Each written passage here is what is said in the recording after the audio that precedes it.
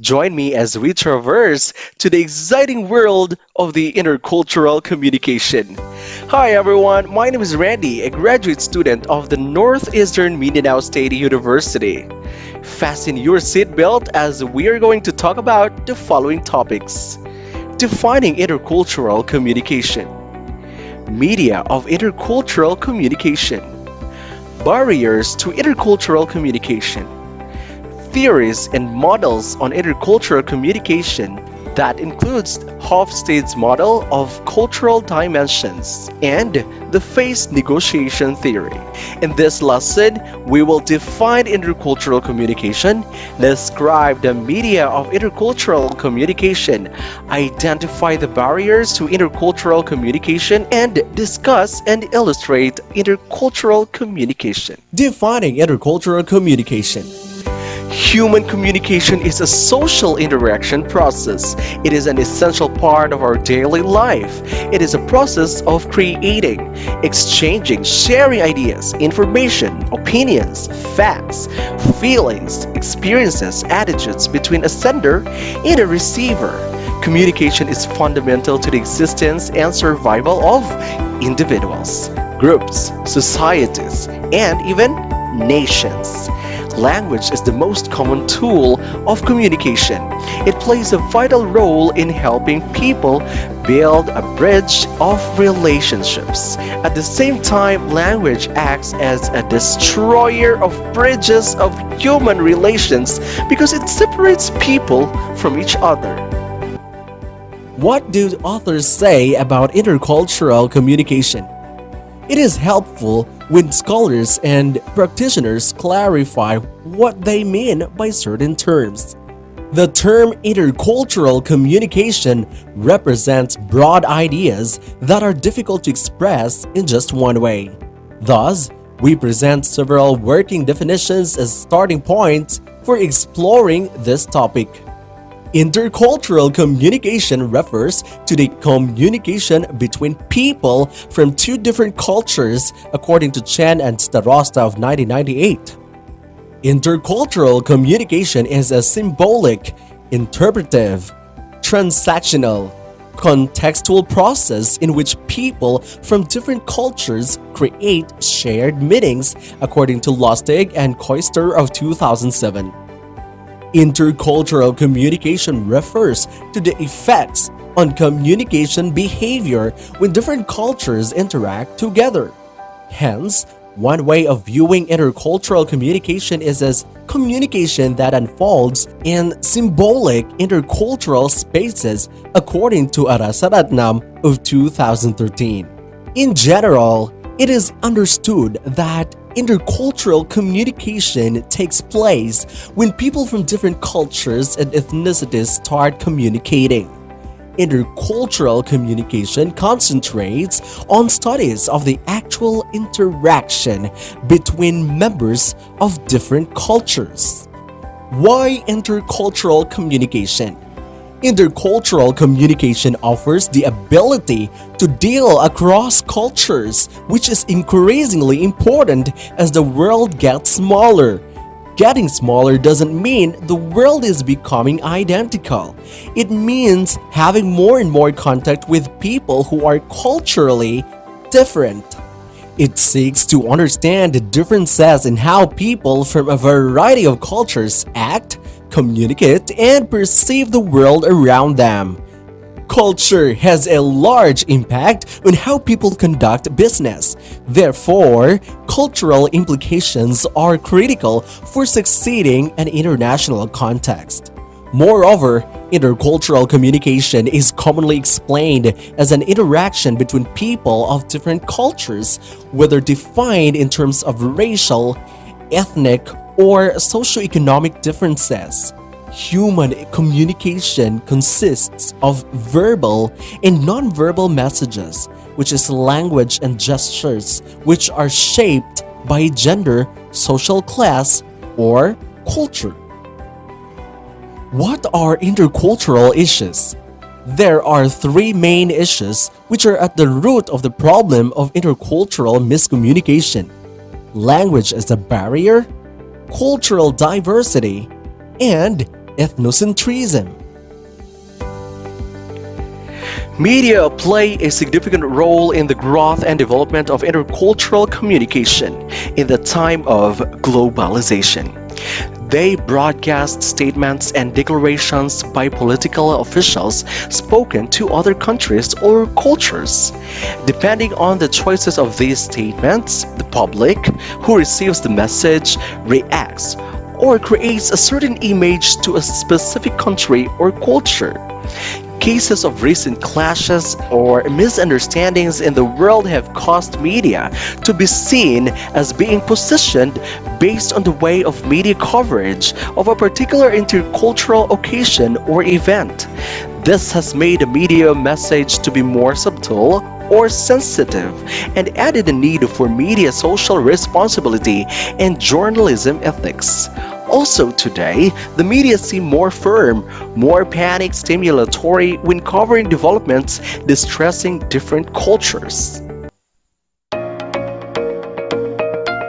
Intercultural communication means communication between representatives of different cultures, which implies both direct contact between people and indirect forms of communication, such as language, speech, media, and electronic communication.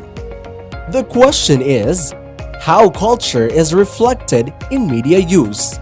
With this, we can talk about human couriers and intermediaries. One early form of intercultural communication, still in widespread use today, is human couriers. Another person can be used as a medium. You can easily imagine messages being entrusted to a courier to deliver to a faraway village. Next is telephone. It is estimated that as of 2015, there were 1.1 billion landlines in use. Alexander Graham Bell expected the telephone to be more of a broadcasting medium, more like what radio would become. Well into the 20th century, telephone executives believe that telephone was primarily a medium for business and actually discouraged socializing by telephone. Using the telephone in intercultural interactions has the barriers of the lack of contextual cues other than those related to voice. For this reason, it may be the conversation openings that are significant in establishing the first impression from which the relationship develops. Third is Internet. The Internet can be defined as the worldwide interconnection of individual networks operated by government, industry, academia, and private parties. Since the mid-1990s, the Internet has grown to serve 3.17 billion users in every part of the world and has forever changed how we communicate. Let's have social media. The term social media is used to describe a variety of internet-based platforms, applications, and technologies such as Facebook, Twitter, and YouTube that enable people to socially interact with one another online. Social media sites are based on user participation and user-generated content.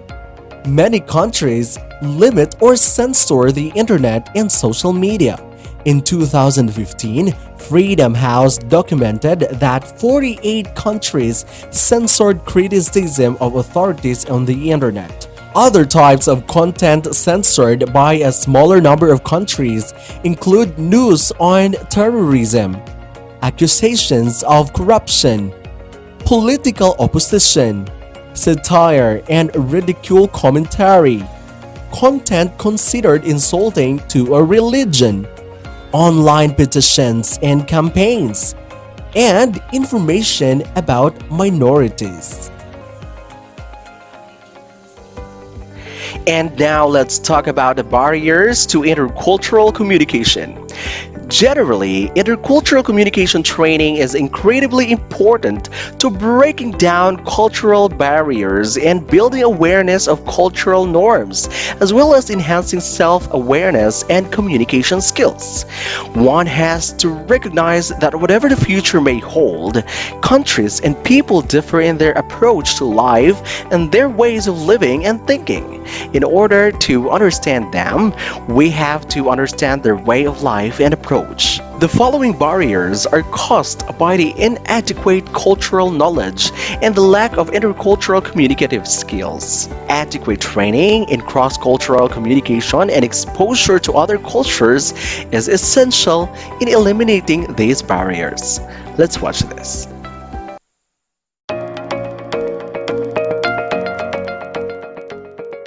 Number one is anxiety. You are anxious because of not knowing what you are expected to do. It is only natural to focus on what feeling and not be totally present in the communication transaction. For example, you may have experienced anxiety on your very first day on a new college campus or in a new job. You may be so conscious of being new and out of place and focus so much of your attention on that feeling that you make common mistakes and appear awkward to others. Assuming similarity instead of difference. When you assume similarity between cultures, you can be caught unaware of important differences. When you have no information about a new culture, it might make sense to assume there are no differences to behave as you would in your home culture. But each culture is different and unique to some degree. The third barrier to effective intercultural communication is ethnocentrism, or negatively judging aspects of another culture with the standards of one's own culture. To be ethnocentric is to believe in that superiority of one's own culture. Everything in a culture is consistent to that culture and makes sense if you understood that culture. Stereotypes and prejudice are pernicious stumbling block to intercultural communication. The term stereotype is the broader term that is commonly used to refer to negative or positive judgments made about individuals based on any observable or believed group membership. Prejudice refers to the irrational suspicion or hatred of a particular group, race, religion, or sexual orientation. The terms are related in that they both refer to making judgments about individuals based on group membership. It's generally agreed that racism is prejudice with the exercise of power on or over the group through institutional, historical, and structural means, according to Hoyt of 2012.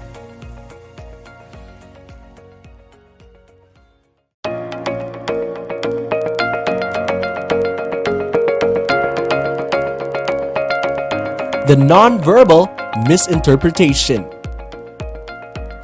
Misinterpretation of the message could mean when someone misreads a person's body language. For example, someone with their arms folded and tapping their feet might be impatiently waiting for someone else who is late.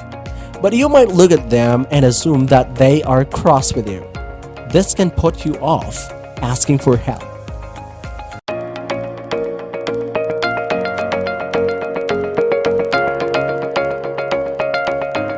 The language problem. According to Abu Arqub and El Serhan of 2019, language is an obvious obstacle to intercultural communication because people from different cultural backgrounds tend to misinterpret each other's meaning. Oh, it's time for theories and models on intercultural communication. Let's have first Hofstede's model of cultural dimensions. Hofstede's cultural dimensions theory, developed by Gerd Hofstede, is a framework used to understand the differences in culture across countries and to discern the ways that business is done across different cultures. In other words, the framework is used to distinguish between different national cultures, the dimensions of culture, and assess their impact on a business setting. Hofstede's cultural dimensions theory was created in 1980 by Dutch management researcher Gert Hofstede. The aim of the study was to determine the dimensions in which cultures vary. Hofstede identified 6 categories that define culture. That is according to CFI Education of 2021. Power Distance Index, Collectivism versus Individualism, Uncertainty Avoidance Index, Femininity versus Masculinity, Short-term versus long-term orientation, Restraint versus Indulgence.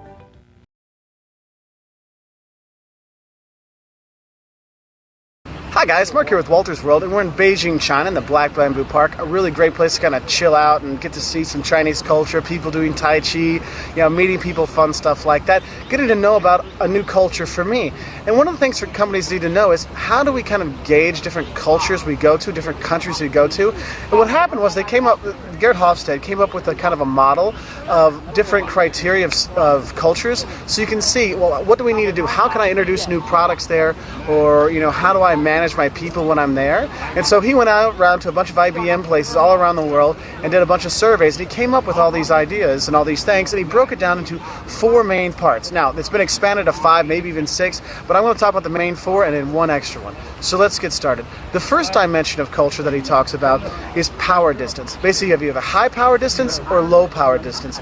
And this is how people kind of deal with inequality in terms of, is the boss a god or is the boss your friend? So example, in the US, we're friends with our boss, we go have dinner with our boss, hang out with him, we can joke with him, things like that.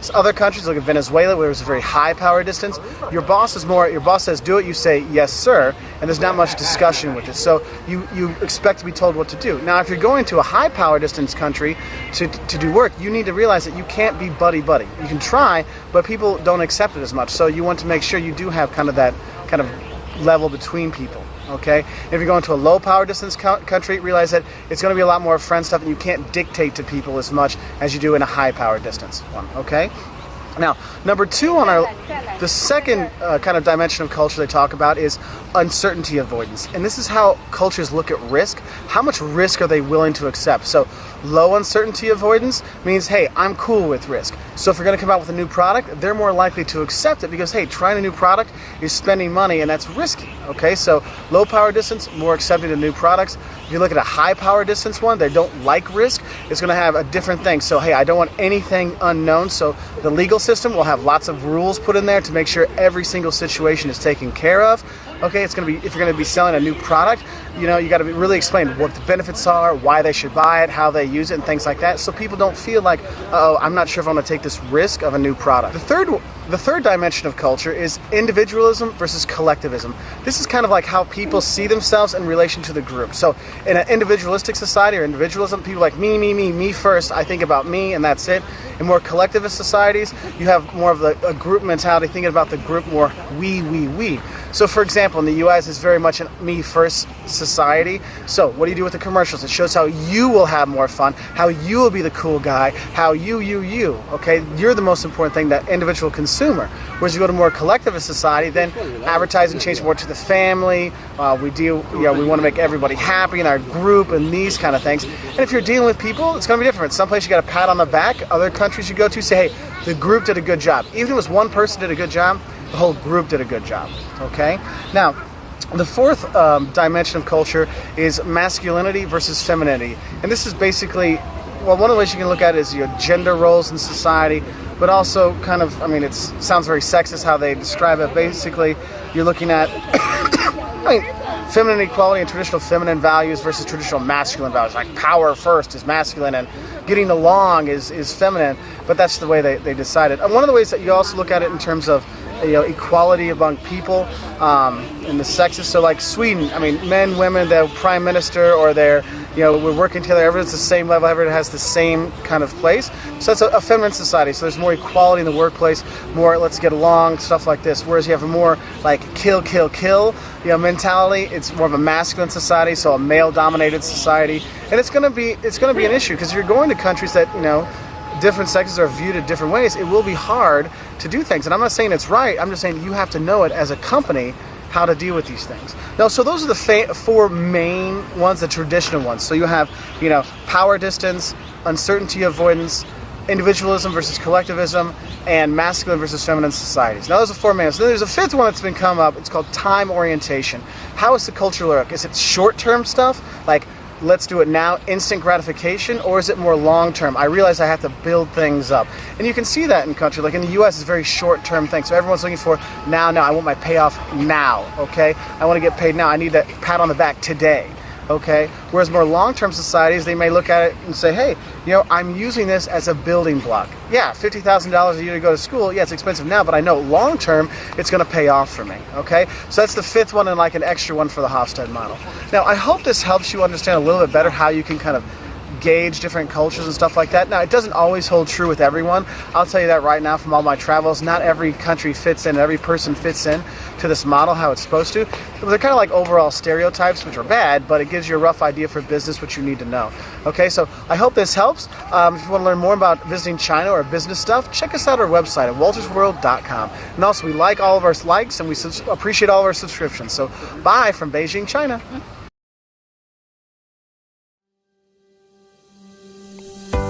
Oh, it's time to talk about face negotiation theory. Face negotiation theory, or FNT, uses the concept of face to explain and predict cultural differences in conflict situations. Hello, my name is Rachel Russell. I'm a graduate student at West Virginia University, and today I'm going to be teaching you about face negotiation theory. In 1988, Dr. Stella Ting Toomey developed face negotiation theory, also known as FNT. This theory is based in the socio-psychological and the socio-cultural traditions. The purpose of this theory, according to Infante, Rancer, and Athicus, 2010, is to explain intercultural conflict and how people from different cultures work through various cultural and communicative obstacles to get to a resolution based on mutual respect and communication competence. Ting Toomey developed this theory from the politeness research of Brown and Levinson from 1978, as well as Goffman's research on face from 1967. According to Goffman, face is the image of the self that people display in their conversations with others.